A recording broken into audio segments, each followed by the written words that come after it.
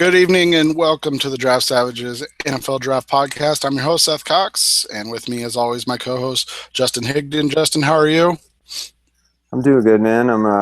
We talked about Big Ten last week, Pac-12. Now we're getting to the real nitty-gritty with the SEC, so I'm excited to talk about them. They always had a lot of talent. And this week, we're going to try a little something different. Keep the interest peaked and keep moving through these prospects because let's be honest, like Alabama, Ole Miss, you're gonna have a lot of names to talk about, but then you get to the Vandies and even Tennessee and teams like that right now, and there's not as much. So we're gonna try to hit a couple players from each team. Not gonna go through the whole roster and just kind of hit guys that we think everybody needs to know about.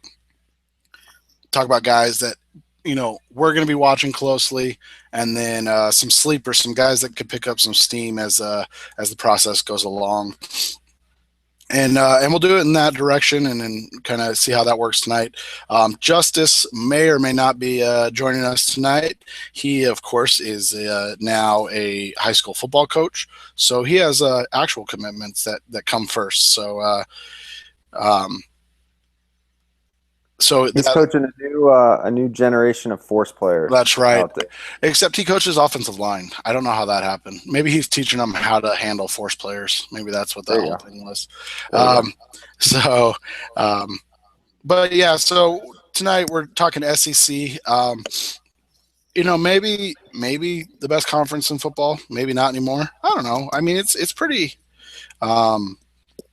It's pretty up in the air, but they're definitely a powerhouse every year.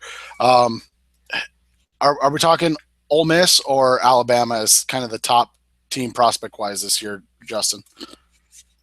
Well, I want to say Ole Miss, but I really think Alabama, until they get knocked off, is really just gonna draw the attention of the NFL scouts. I mean, clearly the NFL thinks highly of Alabama players. Even if we in the draft community don't always think that highly. And as far as like competition-wise at the and when the actual games at the end of the day, Alabama still reigns supreme. And I think it's going to depend on the quarterback play to see if Ole Miss can kind of knock them out this year. But they're both breaking in new quarterbacks this year, so that'll be interesting. But top to bottom, you're still probably talking about Alabama, but Ole Miss really closing the gap. I think they have a lot of names we could talk about tonight. We'll touch on a few.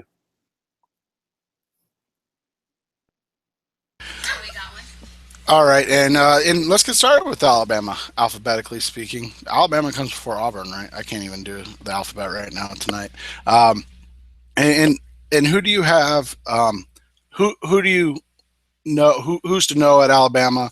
Who are you going to be watching this year? And then if there is such a thing as a sleeper for Alabama, who's your sleeper? I'm going to go in a little bit different direction with the guy to know. I want to go with cornerback Cyrus Jones. He's a bigger corner. He had some off the field issues, but he had those charges dropped. So from a legal standpoint, he's not facing any further trouble at the moment. But Alabama corners, they've been kind of hit or miss, mostly miss, I feel like, lately. But Jones was a guy who makes a lot of plays on the ball. Teams are going to like his size. And that was the guy I think that everybody should know coming in. My player to watch, and he's got to win the quarterback competition first, but it's going to be Jaycee Cooper. He's a transfer from Florida State. A couple of years back, he was supposedly locked in competition with Jameis Winston. Then he ends up losing that competition. Of course, he transfers. He got some preseason hype that was pretty high praise last year, and he ends up getting beat out by Blake Sims, who we on this show were never very high on. So Coker really he's got a competition from a redshirt freshman, but he's the guy that I think he's the guy to watch, because if he does win that competition, then he'll have a chance to make some noise. He's got great size, supposedly has a good arm. I've only seen him from spring game action, a handful of throws at FSU and mop-up duty last year. My sleeper, is Jonathan Allen, defensive end. I think he was one of their I don't remember. I think he had like 5.5 sacks, but it was limited duty last year. He's expected to have a much, much bigger role this year. And I even heard a couple draft nicks mention his name as potential to move up into that top 5, top 10 range if he can really, kind of take that starting job and run. So those are my 3 guys that I picked out from Alabama this week. And of course, we're missing some obvious ones. So let's see who you picked out.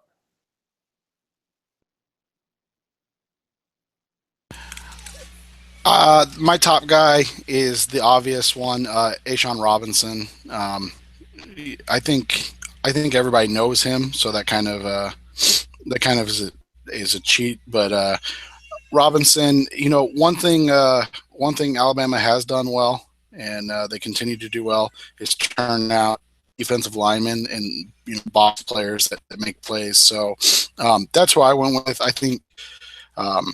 I really liked your pick. God, the name's already escaping me. Sorry. So much going on in my house tonight. But that was going to be one of my guys. But I'm going to go with who to know, and he's going to kind of piggyback off of your guy, Jaycee Cooper, and that's O.J. Howard. 2 years ago, we were talking about O.J. Howard as maybe the best tight end prospect ever, right? I mean, I remember that talk coming out a couple years ago when he burst onto the scene. 17 catches last year for 260 yards, and let me count them. Hold on. Yeah, 0 touchdowns. So you and I tied him in touchdown receptions last year, which is, to say not great, but he allegedly is going to run in the 4.5s. He's 6'6", 240, so he's gonna be a throwback to the old school build tight ends, but he also can move. He probably is a terrible fit in that Alabama system, but I think going into next year or this year, he's gonna do a lot. And then my sleeper isn't really a sleeper, maybe. I think a lot of people know who he is. A lot of people have heard of him, but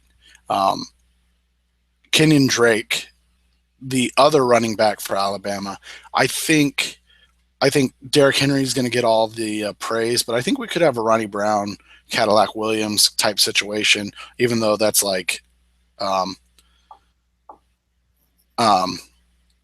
kind of like Brown and Williams, and Williams got all the pub, but Brown was kind of the guy, and I think it's going to be similar. I don't think either of them are going to go top 5 like Williams and Brown did, but I think they're both going to have a chance to put up a lot of numbers, and I think Drake's going to surprise coming out and end up as a top 3 round back, and then you'll be talking about what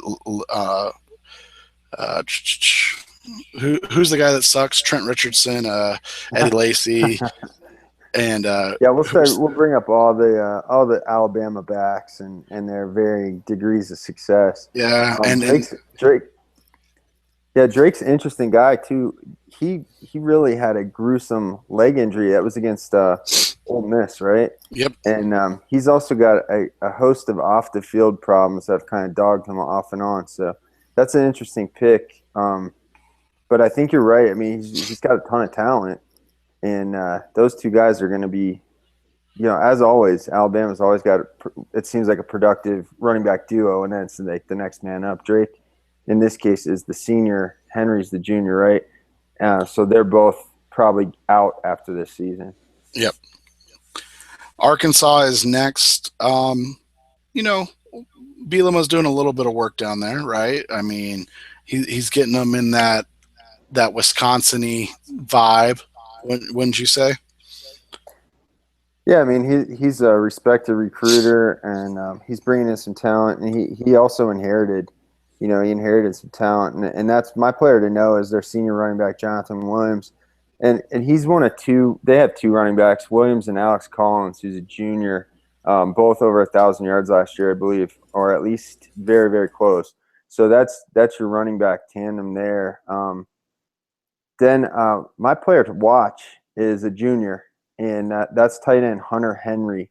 Over the past year and a half, couple of years, we've seen kind of a thinning of the tight end crop, and it's just kind of been a strain to find those top guys. So it's funny now we've mentioned 2 tight ends in the first 2 teams. You got Howard from Alabama, a junior, and then you have Hunter Henry from Arkansas, who is much more productive than Howard last year. And, he's got the size, and they had Arkansas had a 2 tight end attack last year with A.J. Derby, who was drafted this year. So Henry now gets the full load. I think he's going to have a really big year, candidate to declare early.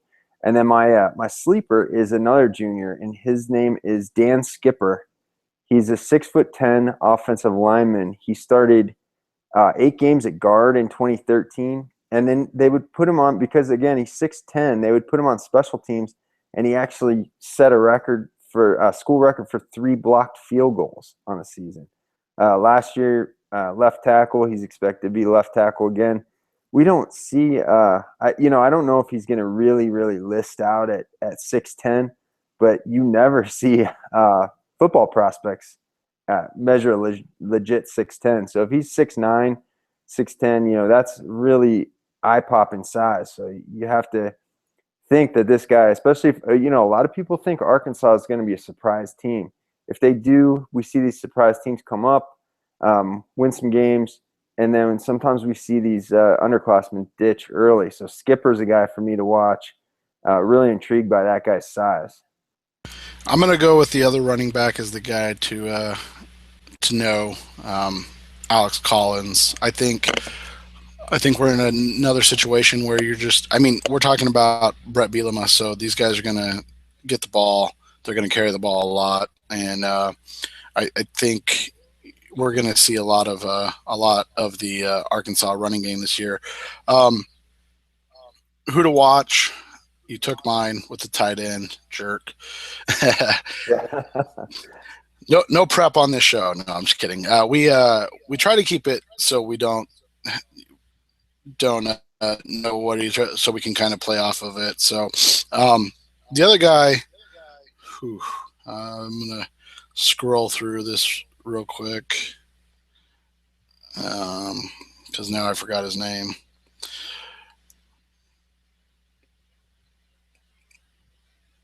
All right, I'll skip out on these 2 because I can't remember who. I was only going to do 2 on this one, so we'll go next to Auburn and their draft prospects.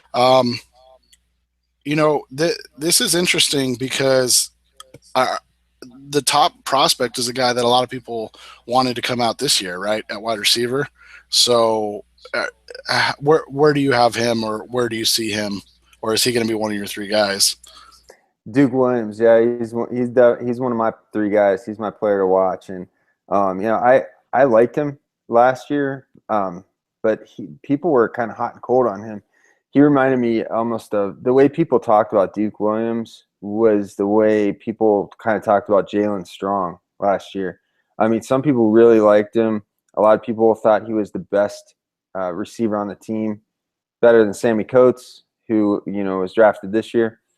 Then there were other people who just didn't like his hands, didn't like his ability to separate. They're not sure if he's got next level speed. I think he's a good player. I think he's going to be a day 2 wide receiver pick. He's a JUCO guy. I think a lot of people did expect him to come in and be one and done. He ends up coming back. So, and I think he had some minor injury issue toward the end of the year, but he's going to be healthy, back ready to go. I think he's going to have a big year, and he's pretty much their sole go-to guy, looks like on paper.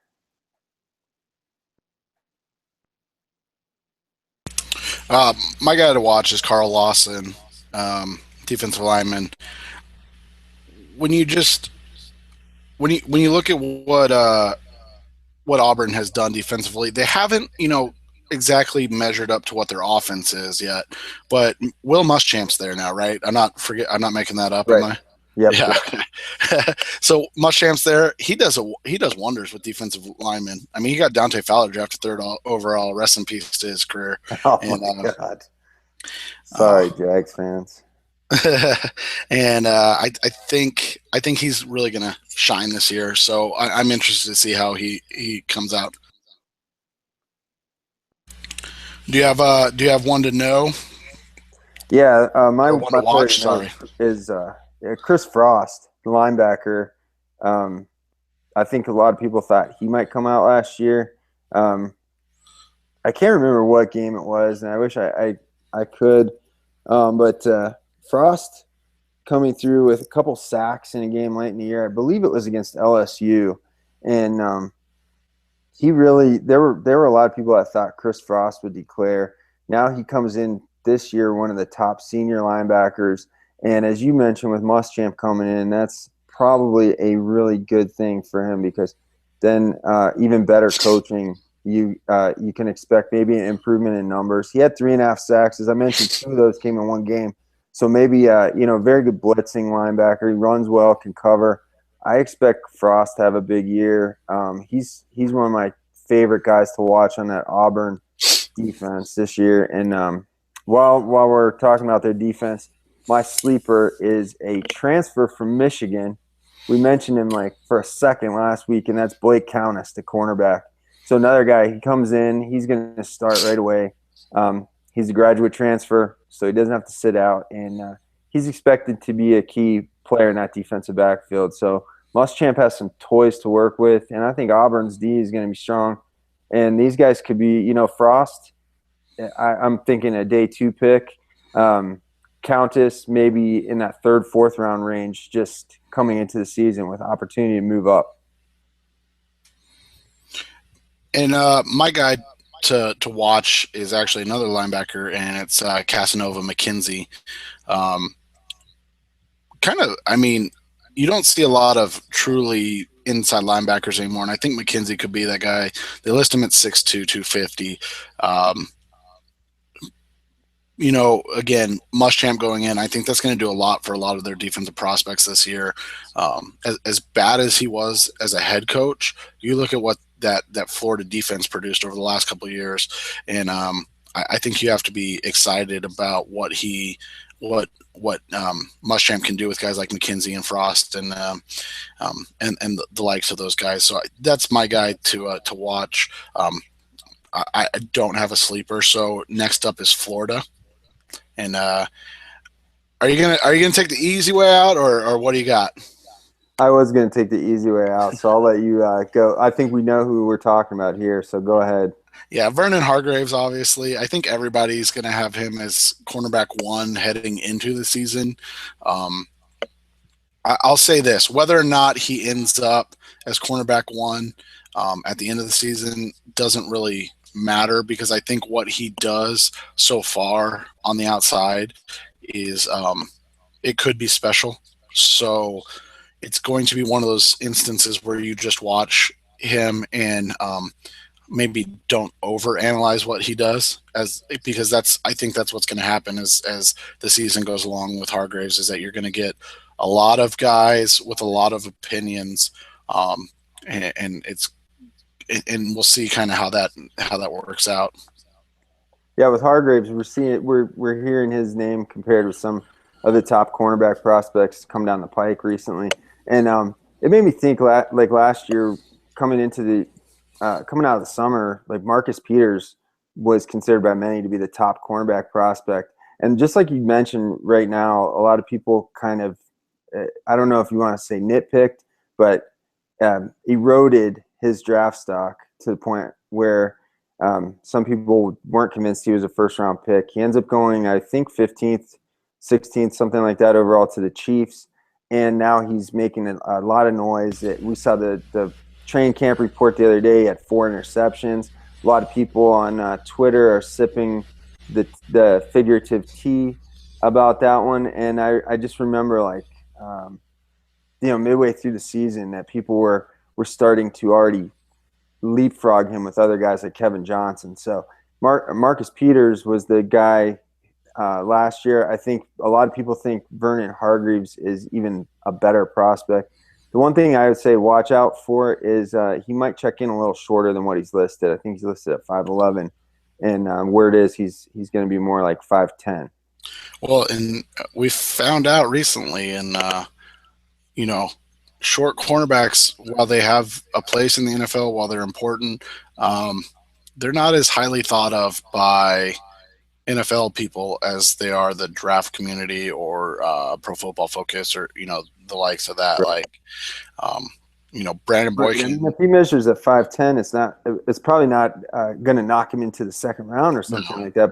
But you're seeing him in these early top 5 lists, and it could knock him out of that range. yeah, exactly. Um, my player to know, and I'm probably I don't know. I didn't. I don't know if I'll steal yours here, but Antonio Morrison, linebacker. Again, that defense. The one thing Florida did do well under Muschamp was recruit defensive talent. So I think Morrison's going to be a nice player for them. Um, I'm interested to see what he does under the new regime when he doesn't have Will Muschamp calling the plays, but we'll see what happens with that. I've got Jonathan Bullard, defensive end, and the reason I picked Bullard here is that it was reported last year. I think Tony Pauline, he's always like completely plugged into the underclassmen coming out, and he talked about Bullard really leaning strongly toward declaring last year. And I remember talking about him with you and Justice last year, and we were kind of dumbfounded that Bullard would even think about declaring. He wasn't a sack master. He wasn't putting up big numbers, but now he is a senior, so now we'll see if he can live up to his own expectations to where he was thinking about leaving, because obviously for whatever reason maybe he got some advice that he wasn't as ready as he thought he was, but he ended up going back, and now he's back for a senior year. And my possible sleeper, and it's just because nobody really pays attention to the Florida offense because let's face it, they haven't been very good. Um, DeMarcus Robinson, um, 6'2", big guy. You know, I I picked him because the alleged 40 time and the size was what piqued my interest. So anytime you see those numbers kind of side by side, you go, okay, um, what does this guy really have? That's kind of where I I want to see him be able to do more. I'm trying to think.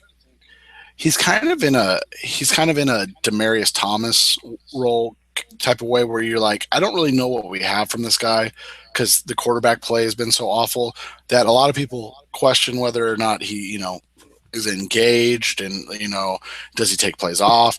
Let's be honest. If I played for those quarterbacks, I'd be bored too. So, um, we'll see what happens as the season goes along. But I think that's a good one to watch.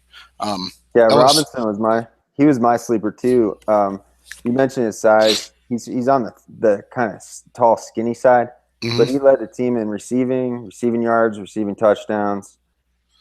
The one thing that I noted with Robinson is that he will be a 24-year-old rookie. So within the first month of his rookie year, he's going to turn 24 years old. So that tends to knock guys off. It's not a deal breaker. John Brown from your Cardinals was an older rookie and ends up going third round and having an excellent rookie season. So, like you said, Robinson, you know, just the whole passing game in Florida was just a mess last year. And now with Jim McElwain coming in, it's going to be interesting to see what direction that goes. LSU. Um, you never count out Les Miles teams, but man, they've been kind of brutal to watch at times over the last couple of years. And you know what? I love Miles as a coach. He's one of my favorite coaches in all of college football, but his teams have just been baffling. Who you got? Well, my player to watch for LSU is Vadal Alexander. He's an offensive lineman. I think some people thought that he would be a potential early entry last year. He was their left guard, so he was playing alongside Lael Collins on that left side of the offensive line. Very good run blocking offensive line. Very spotty passing game.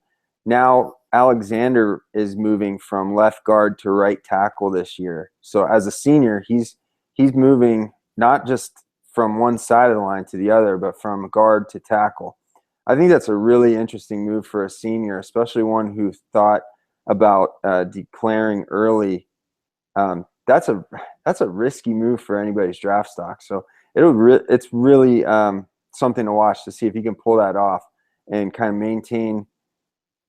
He's going to have to do a more pass blocking that you would imagine. But again, LSU's offense is sometimes brutal.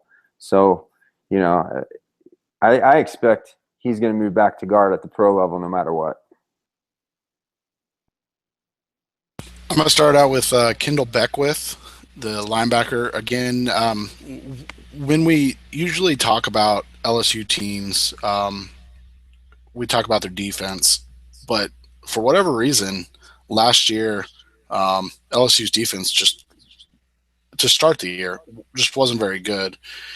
He's a junior, so he could definitely come back, but it's the SEC. Do players play till they're seniors in the SEC? I don't even know. Not at all. Yeah. Not typically. Yeah. So another inside linebacker. I think with what he did over the half season, if he can carry that over a full season, under their new defensive coordinator, whose name is slipping my mind right now. I want to say it's Kevin Steele. It's a good name for a defensive coordinator. Yeah, exactly. I think you could see a lot of people kind of pique their interest because last year, we kind of saw it. The NFL is desperate for inside linebackers, and so I think Beckwith could be a special one and kind of take his talents to the NFL sooner than later.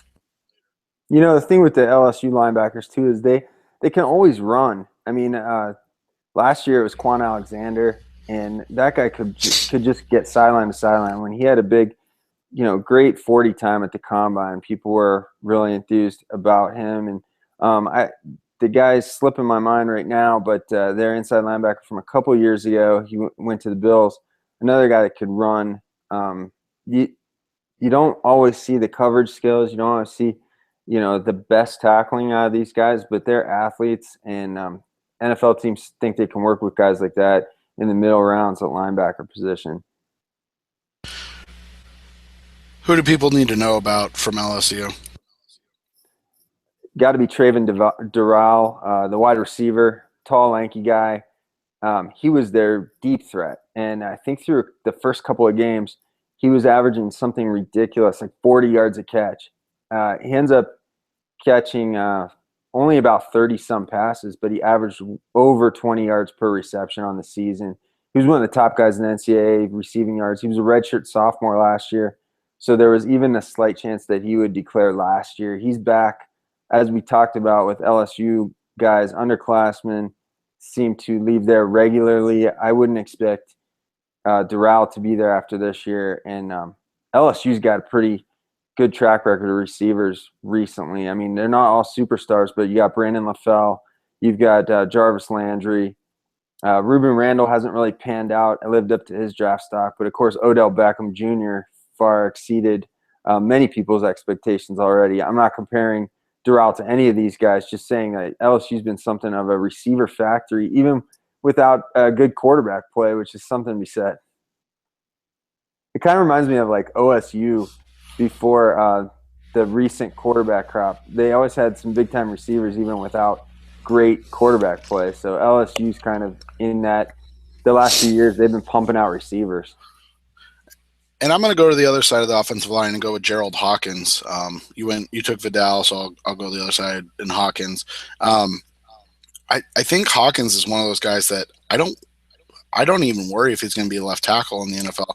I just worry if he's going to be physical enough to play in the NFL, which is odd to say about an LSU player, right? Because like we always think of them as kind of maulers and stuff like that. But if you watch him in pass pro, he's not bad at all. I think he's actually really advanced in pass pro.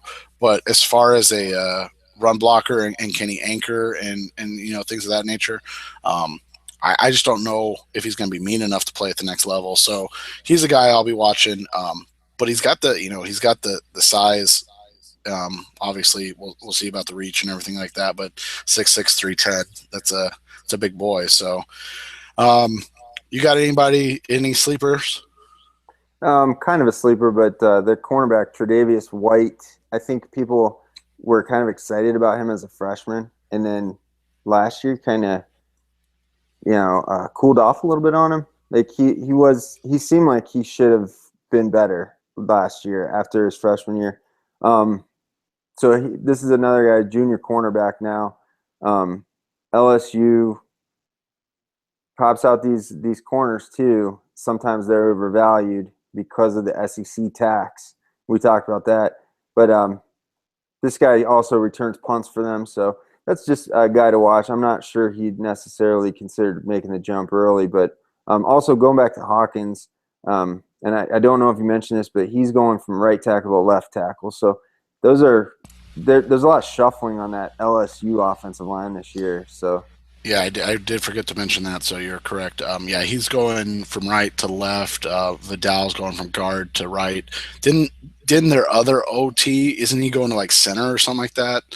I'll have to go back and look. I thought I saw that somewhere. So yeah, they're doing a lot of shuffling. It's an interesting mix, but it's Les Miles, like I said. There's nothing conventional about Les Miles. So he's going to eat some grass and yeah, exactly. See what happens. Mississippi State, for everything that happened last year, they return a pretty okay team. What are your thoughts on Mississippi State? Well, the player to watch, of course, it's got to be Dak Prescott, right? I mean, he's last year he was the early front runner for Heisman, and then by the end of the year he was right-handed Tebow, and he's going to have to play fullback in the NFL. So we go from like people really trying to talk themselves into Dak Prescott as a quarterback midway through the year, and then Mississippi State starts hitting some hard times, and Dak Prescott's performance falls off. Everybody abandoned ship. Yeah. Now all of a sudden he's a fullback, H-back, and I don't think that's wrong necessarily because he doesn't really look like an NFL quarterback the way they run that offense. Of course, you got Dan Mullen running that Urban Meyer offense, but you have Dak Prescott, who's more Tebow than Urban Meyer's current crop of quarterbacks. So you got the long, loopy throwing motion, spotty accuracy, but he is a bulldozer in the running game. You can't deny that. So Prescott's a fun college player to watch, and sometimes the draft stuff gets exhausting, even though that's what we do. We love to do the draft stuff, right? But sometimes I just want to enjoy watching a good college quarterback, and that's what Prescott is. He's a good college quarterback. I don't think he translates to a pro quarterback, but those guys always really interest me because I want to see how other people view them. I'm gonna go with Chris Jones as a guy to know, or the guy to watch this year. Um, that Mississippi State defensive line has turned out some talent recently, so I think Jones is a guy to watch. They say he's down to like 300 pounds, down from 315. So, how's he going to move this year comparatively to last year where they were doing a lot of two-gapping with him and he was freeing up Preston Smith on a lot of plays and Benardrick McKinney. So I'm just interested to see what he does and what they do this year with him. Man, what a crime to make that guy two-gap and use him like that after what he did as a freshman year when he looked like, I remember watching Chris Jones in the Egg Bowl against Ole Miss, and you've got Ndiche, who's a much more hyped recruit coming in. And Chris Jones looked like the better of the two, like the more explosive of the two, and he's just blasting through the line. And then last year, you've got him just setting up other guys. I'm with you, man. I'm excited. Chris Jones was on my list too. I'm excited to see what this guy can do when he's given some more freedom. Like, let this guy do what he does best and get to the passer. I think he's like excellent, like penetrating interior lineman who can get pressure. And I think he's just kind of, up a creek last year with what they asked him to do. I didn't like it. Yeah, I don't know if he's going to be as good as Fletcher Cox, but I wouldn't put it out of the realm of possibility because I think that kid can. I mean, he's 6'5", 300 pounds, and he can move. So it'll be interesting. Who are you going to be interested to watch this year? The one other guy I got on the list, since we mentioned Prescott and Jones, is cornerback Will Redmond. And Redmond was another player who kind of the theme tonight with these SEC guys. All of these guys that are going into their senior year seem to toy with declaring last year. Redmond didn't, I don't know how much serious thought he really put into leaving, but some people were scouting him in anticipation. He can really run. Didn't show, didn't break up a ton of passes last year, but I think he's got it in him. And he's an exciting player. They were playing, I think, and I can't remember if it was Ole Miss or Bama, but there was a running back broke off a long run, and Redmond came from all the way across the field, sprinting downfield to catch him. He's got wheels. He's going to time in that 4.3, 4.4 range. Maybe really blow the top off. And I think he's a guy who's going to pick up steam because people are always looking for corners. I guess we go to Missouri next because this can technically Ole Miss, right? Like, Right. all right. I've got And I wanna- Missouri next. Yeah. all right. So Missouri, I'm assuming they're going to have multiple defensive linemen drafted in the first round again. This or in early rounds again, just because that's what Missouri's been doing lately. Who you got early though? Well, we would have put Harold Brantley on here, but unfortunately, he's going to miss the year with the injuries from a car accident. So, really unfortunate situation with him. So the defensive player that I think comes in with the most hype for them because they lost so much with Golden and Ray leaving, with Brantley being hurt. It's linebacker Kentrell Brothers. So the thing is, he's not a pass rusher like those other guys. He's not, he's more of he's going to play weak side linebacker, I think, for them. At least that's what our lads is projecting right now. So Brothers is a player that is expected to really be a leader on that defense and be one of their earlier picks on the defensive side of the ball. But I'm not sure. I haven't taken much of a look at him, but at first glance, he's more of a he's one of those linebackers who's going to end up in that fourth round range. Would be my early guess on him. Watching Marcus Golden work on draft breakdown and shouts to draft breakdown. Thanks for all you do. The one guy that I wrote down and I want to go back and look at him, and so he makes my list is Kenya Dennis. I want to make sure I said it right. Big Right. corner. They list him at 6 feet, 200 pounds. I mean, he's one of the newer, bigger guys. Um, he's a JUCO transfer, so we'll see how he does in year two there. But um, he made some plays for them, and he was a guy that interested me, and a guy that I'm going to be taking kind of a look at again. Because when you're talking the NFL, you're always talking about needing corners, whether it's day one or obviously always on day two and three. So yeah, Dennis is a guy that I'll be interested to kind of follow him this year and see how he kind of backs up a pretty okay year last year. Now, did we talk about Matty Mock as an NFL prospect? Because I wrote him down, but really just for fun, because he was pretty hyped as a freshman when he first got to play, but he doesn't have great size. He was the one who kind of compared himself to a Johnny Manziel, saying that he could do similar things, and he's just really looked like the type of quarterback who could get the hook anytime if they just had a better option. But he seems to be their best option. Now he's a junior. I don't know. What do you think about Matty Mock as a pro prospect, or is that like Is that not, should that, those two things not be in the same sentence? Yeah, basically that. But Yeah. he's like 6 feet tall too, right? Like, Right. so I mean, he's a good athlete. He moves around a little bit, but he's like bad Johnny Manziel 90% of the time, and then like you get 10% of okay Johnny Manziel. Like you don't even get Heisman Trophy Johnny Manziel.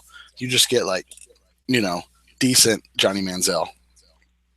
I don't know if you can do anything. I don't even know. I mean, it's Matty Mock's fault for even mentioning that he thought he could do the same things as Manziel. I think he had a dream, one of those dreams where everybody else is in slow motion and he's just running around making plays, and then whenever it looks like he's trying to do that on the actual field, it's just a disaster. But Missouri, we got to give some credit. Missouri came into the SEC, and I think people thought they were going to be doormats, and they've actually caused a lot of problems. Yeah, So they've been better than Texas A&M so far, right. like record wise. I mean, I'm not saying they're better, but like just record wise. It might be.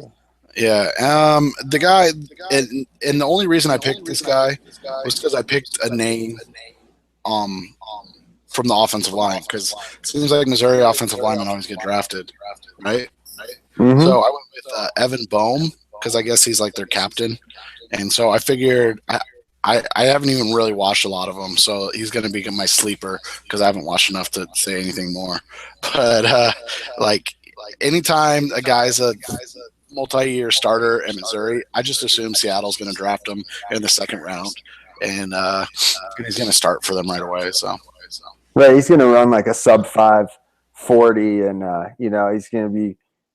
I mean, Mitch Morse. When we mentioned him a couple of times in passing last year, and I liked Mitch Morse a lot. I still thought, wait, he went in the second round, didn't he, to Kansas City?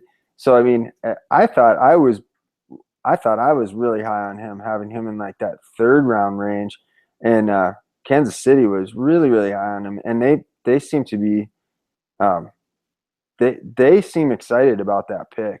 So yeah, Missouri linemen, I think whatever they have there with their weight, whether it's their strength and weight conditioning program and their line coach, they're putting out some talent there.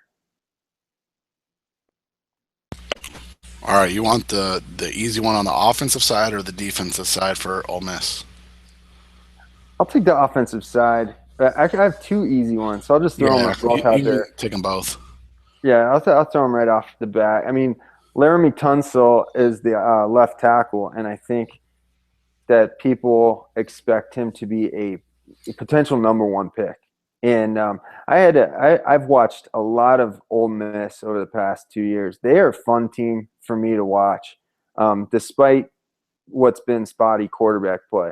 I really enjoy watching Ole Miss. They have a ton of talent, ton of good athletes. Tunsil is he's a monster at left tackle, and the hype is real with him. A lot of times, my instinct is to throw some water on some of these hype machines, but it's real with this guy. I think he's a legitimate, top 5 offensive tackle. He can pass block. He can run block. He's a mauler. He's mean and nasty. He even got into a fight with his stepfather. They made up. There's not going to be any charges pressed, so there's no criminal issue there with Tunsil. He's a junior. I expect this is going to be his last year, and then if he's healthy, he's going to be in that top 5 conversation all year long. Some people are saying number 1 already. The other easy one's Laquan Treadwell. For 2 years, as a true freshman, as a sophomore last year, he's looked like their best offensive skill player. And even though he doesn't have the yards per catch that I like from a receiver, what you see with Treadwell is they just get the ball in his hands, a screen here, short slant. He's blanketed. He's double covered sometimes. He's still, the way he moves after the catch, the way he can adjust to balls thrown in the air, great speed, and just a gruesome, like heartbreaking injury last year that just cut Ole Miss's whole season down. They were rolling, and Treadwell is going into that end zone. He gets tackled from behind, breaks his ankle, just gruesome to watch. He fumbles going into the end zone. That was it for Ole Miss. That was it for him for the season. All reports are that he's back to full speed, and I think it was Bruce Feldman a few weeks ago even said, that Treadwell is coming back stronger and faster, and that's scary. I think he's in for a huge junior season. They just need some better quarterback play, and they've got this Chad Allen coming in this year, who I think they expect to be a better quarterback than Bo Wallace. So with Robert and DJ or whatever his name is, I can't pronounce his last name. Yeah, you got it. What do we think? Like, I've already read that some people don't like him, that he's overhyped. Here's what I'll say about NDJ for me. I think he's used terribly in that Ole Miss defense. Like, I don't know what they're trying to do with him, but I don't feel like I feel like he needs to be used more in Ndamukong Suh and like Gerald McCoy than as a outside pass rusher, because he's like 310, right? Like 305, 310. Like, he's a big dude. Like, I don't know. That's one. I think. No, I agree with you, man. And I just want to just to jump in real quick. I saw him ranked by some people as an edge, and that's where I come in. That's where I have problems with the edge designation, because even if you are going to play him on the end, he's strictly a defensive lineman, and he's not necessarily a full out pass rusher. So I'm with you. I don't like the way he's used. The other guy from there, and if you have anything to add, Tony Connor, safety. We talk a lot about safeties on this podcast and how they're overvalued and undervalued, because they're overvalued because everybody's looking for one, but they're undervalued because everybody passes on like real safeties to find like the next Cam Chancellor. Like, there's one Cam Chancellor. Like, he plays for Seattle. That's it. Like, everybody else is hoping to get the next Cam Chancellor. It's not that easy. If it was that easy, we'll get to the next one when we do ACC. Josh Harvey Clemens. So we'll get to him. But yeah, I mean, so I like Connor. I think he's not as good as Jalen Ramsey, but you want to. I think he can be a nice like safety in the NFL, a la like Rashad Johnson in Arizona. Who's the safety you guys got there in Cleveland that's always solid but never great? I can't remember his name now. They have Whitner, Dante Whitner, and Tashawn Gibson are the safeties out there in Cleveland. So yeah, I mean, I think everybody just wants these Seattle safeties, and Seattle built something special. Like, that's not replicable everywhere. So you just have to be willing to understand that that's not what you're going to get when you get a safety prospect. One more guy for Ole Miss that I wanted to mention was receiver Cody Core. So while we were talking about Treadwell, Core was a player who had a couple big games, and his performance kind of tailed off a little bit early, but he's got speed. He's got some ball skills. Core is a player who I think if they do get the improved quarterback play like I was talking about with Treadwell, then he could have a big season. He didn't play much 2 years ago, but last year he had a pretty good role. As I said, tailed off a little bit, but the whole offense did. So I think Core is a player to watch. He's Treadwell, we're talking first round guy. Cody Core, we're probably talking mid to late day 3, in my opinion, but still a player that will draw some interest while people are scouting Treadwell.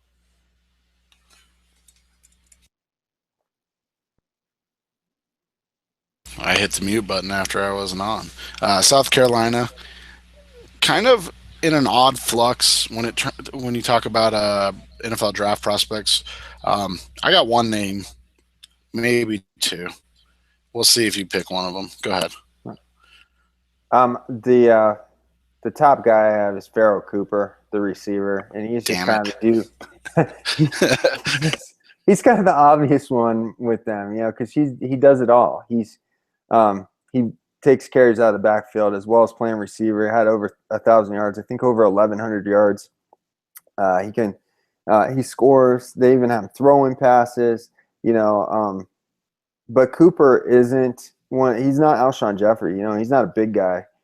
He's a built guy. He's sturdily built, about 210 pounds, but he's under 6 feet tall.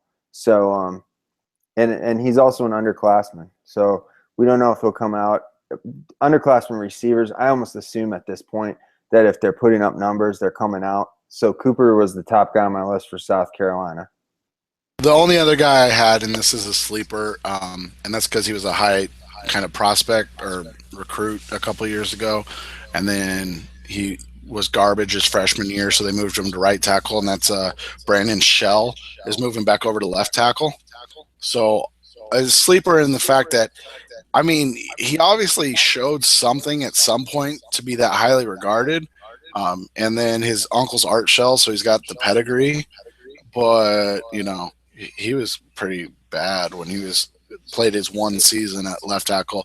He wasn't bad as right tackle, so I think he's draftable, but we'll see what he does next year. Shell is a guy I had down too, because I happened to watch him a lot over the last couple of years while I watched Corey Robinson and AJ Cann. The thing is, I really liked AJ Cann. I liked Corey Robinson more than a lot of people. We talked about him a lot leading up to this past draft. Shell was a player who caught my eye 2 years ago and who just I wanted to look away from last year. I couldn't. It was tough to watch Brandon Shell. I'm afraid for him at left tackle, but we'll see. I did like Corey Robinson, as I mentioned. He wasn't the best pass blocker, but he was just a huge body, and he kind of knew how to get in people's way and get over the top of people to keep them from getting past them. Shell doesn't do that. He's big, but he just doesn't move. Corey Robinson actually moved pretty well. Shell doesn't. Tennessee, another historic program, kind of in a flux. Are we looking at cornerback 2 here, or are you not as big of a fan of Sutton as others? No, I like Sutton. Cameron Sutton is 6 foot, over 6 feet tall at cornerback. And what I like about Sutton too is this is a player who makes a lot of plays on the ball. It's people talk about cornerbacks who cover so well that teams don't throw at them. I like the ones that teams will challenge and they get their hands on the ball. And he's led the team in pass breakups the last 2 years. Combined, had 13 pass breakups, 3 picks last year, and he also returned punts for them. So he's listed at 6'1", 189. So if he's even over 5'11 and a half, that's an excellent size corner. So I like Sutton, and 2 years in, he's producing. So I like players like that. One more year of production, he can get out of here and get his money. I'll stay on the defensive side. I'll let you take the obvious one on offense. Curt Maggitt. I don't know. Maggitt. Okay. I was impressed how he bounced back last year from his injury. He didn't play at all in 2013. I don't know how many people knew that. After he tore his ACL in I don't want to say late in 2012, but I know it wasn't the bowl game. So right. He tore it during the season, and he sat out all of 2013. That's not really heard of anymore with top prospects and players. They usually try to come back and show that they can still play. And he did the opposite, and he got completely healed. And then he came back and he had a good year. I think he finished with 11 or 12 sacks on the season. He's one of those tweeners, so I'm assuming the Cardinals will draft him because they draft guys that like to try hard. So, but I am interested in him for real because I like to see guys that come back off an injury and succeed, and he did that, and he did it really well.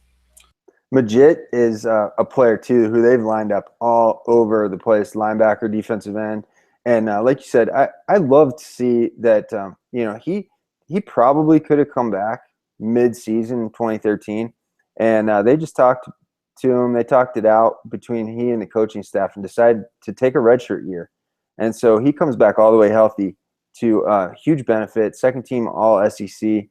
Like you said, 11 sacks last year.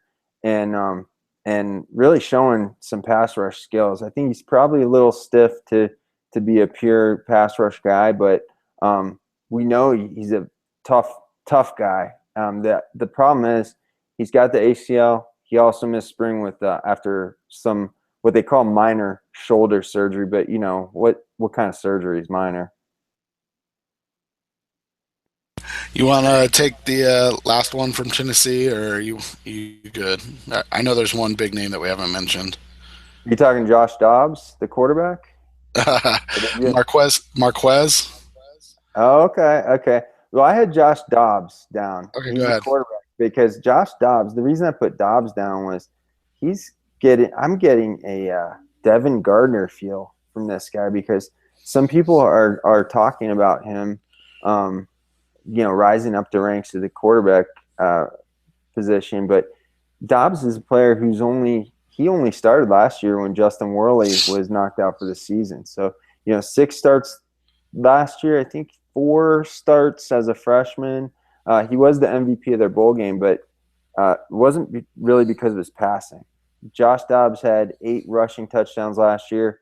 That led the team in among runners and receivers. So he's got some work to do as a passer, but I think people like his size and his skills. You mentioned North, and I left him off because he didn't really have a good year last year. So I wanted to hear your take on that. Well, because I thought Dobbs was trash, but no, I'm just joking. North is one of those. Worley was kind of though. Yeah, but I mean, North is one of those big wide receivers. I mean, he's 6'4". They list him at 6'4". He's a big dude, Mm-hmm. and I always expect, I don't know, maybe I expect too much from those big receivers. Like, I expect them to be able to win some jump balls, win some contested catches. And North is kind of like the guy I mentioned. Oh, God, now I can't remember who it was. A couple minutes ago, but or the receiver, DeMarcus Robinson. Right. From Florida. Like, I think his lack of interest was more to do because his quarterback wasn't really good, as opposed to like he's just not interested in the game and going half speed and blah blah blah that you hear all the criticism about. But I mean, all that stuff is legit, and people will have to look into that. Like, are they guys that are fiery about the game? Like, do they care about the game, or are they just getting by on their talents right now? And when they get to the NFL, they're going to get outworked. So I think that those are always like fair questions to ask. Yeah, for sure. And I think we have to mention too, North as a freshman, he led the team in receiving yards with 496. So that Right. tells you what Tennessee's passing game has looked like the last 2 Yeah. years. And it's also important, I think, to be fair to the kid and mention that he was slowed.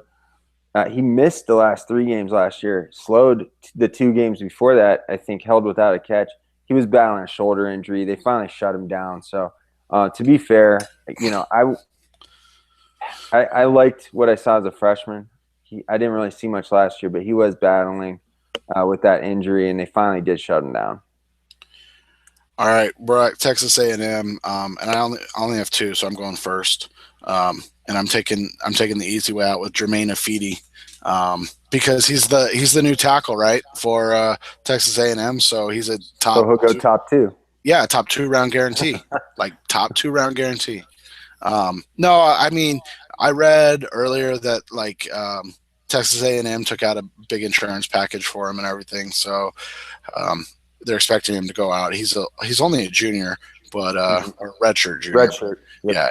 But he'll likely go pro this year, and he'll be the guy to watch for me there. Because as good as Texas A&M has been recruiting wise, I think most of their guys are pretty young still, right? Like, I think like Speedy and all those guys are all not draft eligible still. Right, and their quarterback, of course. So, Yeah, I'm sticking with the offensive line. I'm going to take another easy one, Mike Matthews. He comes from the Matthews tree of offensive linemen and NFL players. So Mike Matthews is their center. He's kind of on the small side, but he's started a ton of games for them. I think he probably considered coming out early, but he's going to be people love the Matthews family, and Mike Matthews is a good player. Let's be honest, he's a good player. So yeah, between Matthews and Ifedi, they're going to have two more offensive linemen come off the board relatively early. You got anybody else from Texas A&M? Because those were the only two names I had. I did have. I also had the receiver Ricky Seals Jones. He Okay. was, I think, a redshirt sophomore, but just another big, tall receiver who, he's going to have to put up numbers. But like I said earlier, if receivers put up numbers as underclassmen, you have to consider they might jump. And he's a hot shot recruit too. Yeah, I remember his. I didn't even know he was draft eligible yet. I believe so. I hope I'm not mistaken on that. You might be right. Listen, yeah, if anybody knows if I'm wrong, but he's 6'5", 235. I do think he's a redshirt sophomore. He was a 4-star recruit, according to Rivals. And Vanderbilt, I got one name. Do you got one name? I think we probably have the same name. Vandy? You can go ahead. I do have one name down here, but let's see. Caleb? Yeah, as a BK. Yeah. Really the only prospect for Vandy. They're switching to a 3-4, so I'm interested to see how that works for him. So we'll have every NFL draft guru's favorite pastime is to say whether he's better with his hand in the dirt or standing up. So he'll be one of the players that will have the ability to go back and look at both and with Vandy switching. So that'll be the only guy I'll be kind of watching right now off the top of my head. That's not saying anything bad about Vandy. It's just that they're a terrible football program. And then we have a couple more teams. Yeah, that we skipped because I can't do the alphabet. So Georgia and Kentucky. I had them under UGA and UK on my list, so that's why I skipped them. But no, I just can't. We'll go with that. I just can't. Let's start with Georgia, and I'm gonna start us off with a guy that I really was convinced was going to declare last year because he is now I think a 23-year-old junior. Yeah, he's, Leonard Floyd. And he's an outside linebacker. I think they have him moving around more as a linebacker this year as opposed to what he was doing earlier in his career, strictly pass rushing. So Floyd is, especially early last year, I thought he was a shoo-in to declare. Performance tailed off a little bit, but he can still get after it. He can get after the quarterback. He just needs to put on some weight. The one name I had there outside of Floyd, because I wanted to talk about how bad he looked, was John Theus. He's their senior offensive lineman. They list him at 6'5" and like 300 pounds. I don't understand how a guy does that well in the SEC. I mean, he's not great by any means, but I think he could be a guard at the next level. I don't know if he's going to be good enough to play tackle in the NFL. Yeah, Theus, the one thing that struck me about him is he just didn't seem that mean.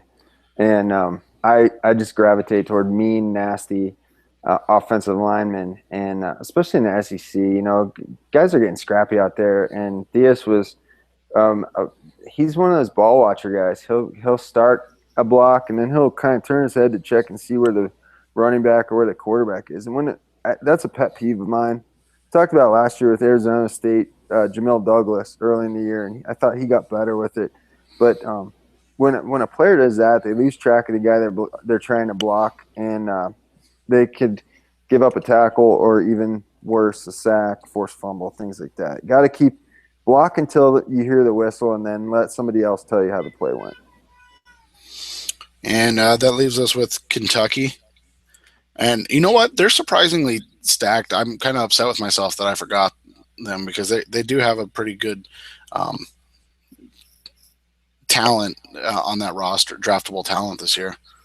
So you can go ahead and start because I actually had two names.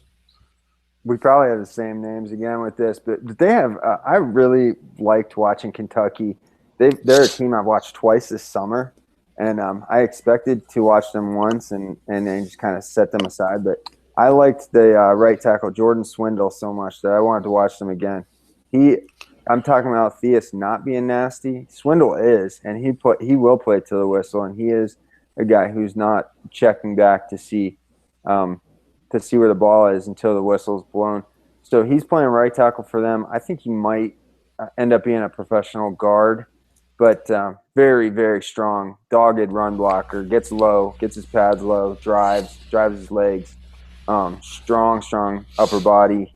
I was very impressed with him, and I expect that we've seen some good offensive linemen come out of Kentucky with Warford, and then they had a guy, Darren Miller, last year who was undrafted, but he's with the Browns right now. So Swindle is my guy for Kentucky. And I think they're moving him to left tackle this year. Did you say that? I did not, but that's I think he can do that. I think he can play that at the college level at least. So I got two names, and I went with defense. So I'll take the easy one first. AJ Stamps. He's their free safety. He was a big JUCO recruit they got last year. And when we talk about safeties and in playing, the back end and stuff like that, it's hard to kind of gauge what they do well. But one of the things that I like about Stamps is that he's always around the ball on pass plays. So I think that he could be a guy to kind of watch and see how he develops this year. That'll be my first guy. Yeah, let me talk about their quarterback, Patrick Towles.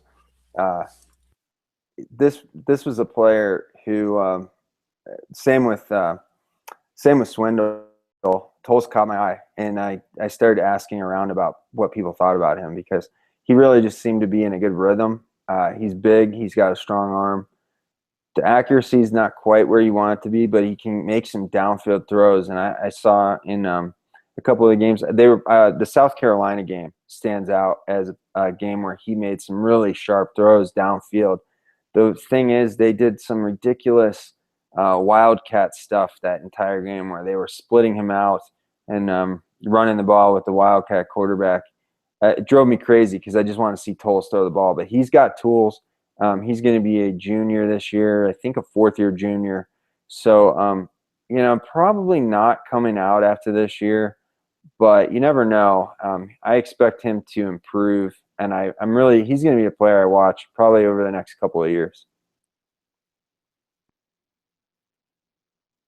And my other guy is the reason I'm intrigued by him is because he's a converted receiver to linebacker, and that's Josh Forrest. I don't know if you've seen him at all, but anytime you're talking about a receiver to linebacker convert, I'm always intrigued by stuff like that. Size, obviously, you want to see him get a little bigger, but I want to see him continue to play with the same kind of physicality and he plays with his hair on fire, which is kind of how I like linebackers to play. So he's fun to watch. An inside linebacker converted from receiver. Who's that sound like? Paul Dawson, right? I mean, this maybe Forrest is our Paul Dawson this year. We just can hope that he runs faster. And they list him at 236 already, so it's not like he's tiny, but I mean, right. Again, you want him up in that high 240s, 250 range probably. So, and in that South Carolina game that I mentioned, he was all over the place. He was all over the place making plays. So that is a good call. And that's why I like him because, like I said, I just like linebackers that are active. That's why I liked Paul Dawson, when I watched him play because he just seemed to be all over the field. So that's my take on the SEC. You got anything before we head out of here? No, I think the SEC is again, we've named a ton of guys tonight. We could have named twice as many if we wanted to make it a 2-hour show. But the one thing that always strikes me with the SEC is that for such a great conference, they just don't ever have a lot of pro quarterback prospects. So it's insane. It's just uncanny. Towles was the one guy I think who stands out as what teams would consider like your prototypical drop back passer. So, Yeah. maybe some of these guys step up, but it always strikes me. But they do have a ton of speed as usual. Defensive linemen, offensive linemen, and receivers. So look out.